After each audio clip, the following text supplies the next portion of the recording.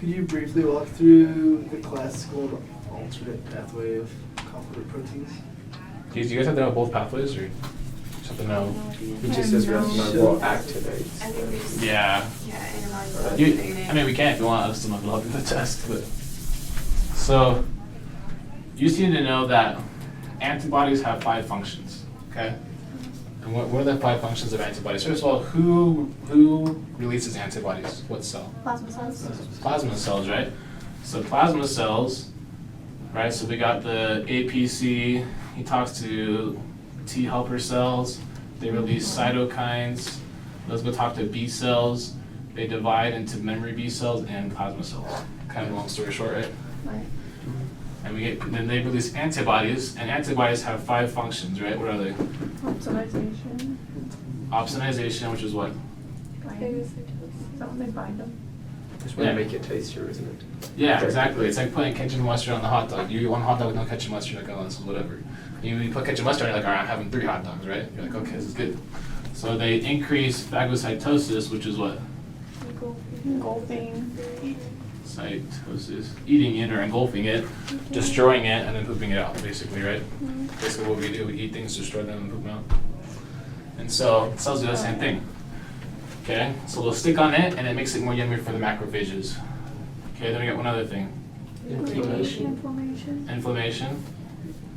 That's also known as some kind of response. Is that your You said it, what was it? Histamine response, right? What cells release histamine?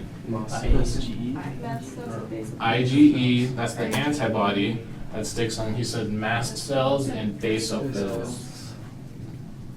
Right? Coordination. Agglutination, which happens with which one? IgM. IgM to IgG. IgM. This is normally the first the first antibody released in a reaction. What is agglutination? Stick together. To come Clump them together. together, make it easier to kill, right? Like the old bunny thing talked about. Basically, it's easier because of it. Okay. Then what's the next one you said? Inactivation, right? What does that mean? Yeah, inactivation. What is inactivation though?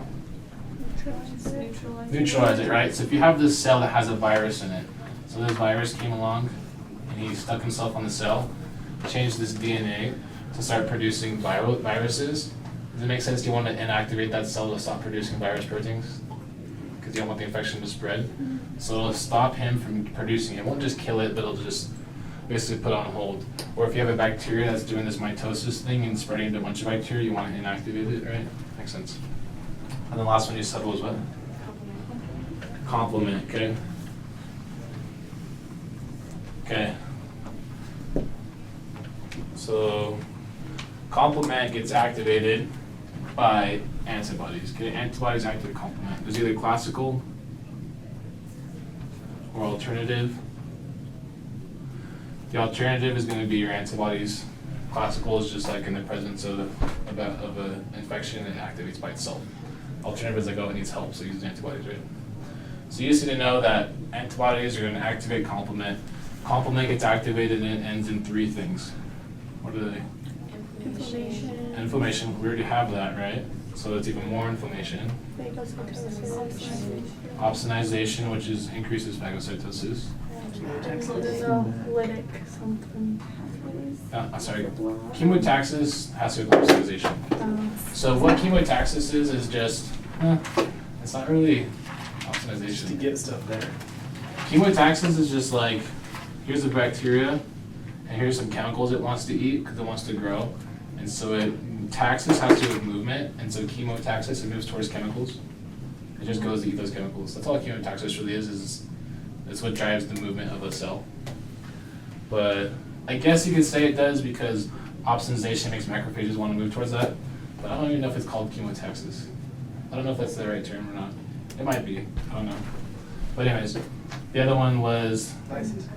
yeah, lysis, but first that comes from the membrane attack complex, right, which ends in the lysis of a cell. To lyse a cell means to just cut it open and let it explode. Sweet. Right, so what is the membrane attack complex? You just need to know that that's a cascade, right? Is